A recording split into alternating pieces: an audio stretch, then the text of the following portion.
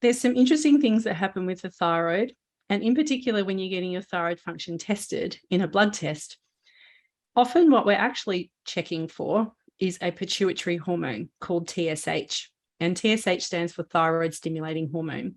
So in actual fact, we're checking to see the output of your pituitary gland, this TSH hormone, which is the main signaling hormone that stimulates your thyroid gland to produce more thyroid hormone or less thyroid hormone, depending on how high these levels are.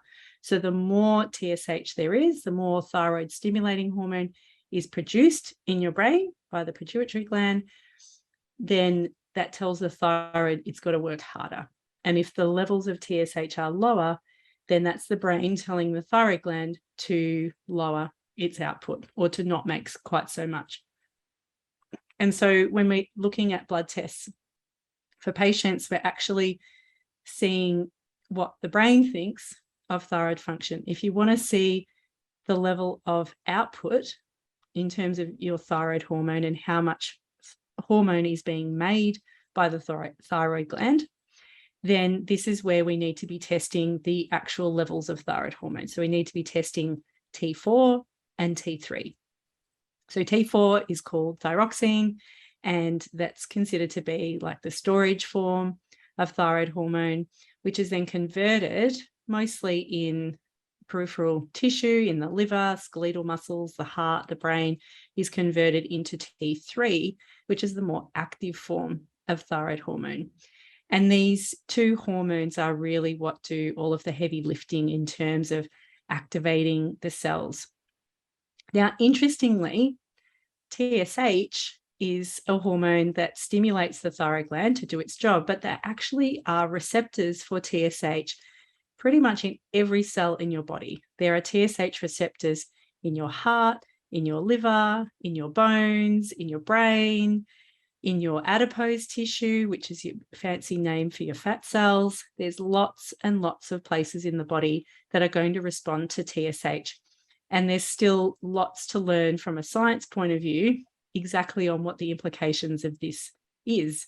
But needless to say that as your TSH levels start to creep up, it's not just your thyroid gland that's going to respond. There's going to be responses that are happening all throughout your body. And this is happening independent of the amount of thyroid hormone that you have.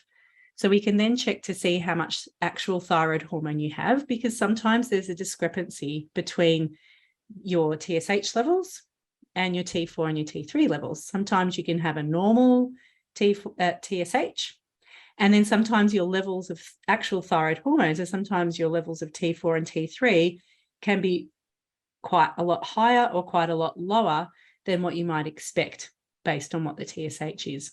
And often if I'm working with people that have quite confusing symptoms, or they might have had clinically, they might present with low thyroid, but their TSH is fine, then often we'll go ahead and check to see what the T4 and T3 levels actually are, just to make sure that there's not something that's happening in between that's upsetting the process. And the T4 and the T3, so they're the hormones that are acting at the cellular level. So they're those hormones is what's helping your cells to function better. It's part of how we activate our DNA.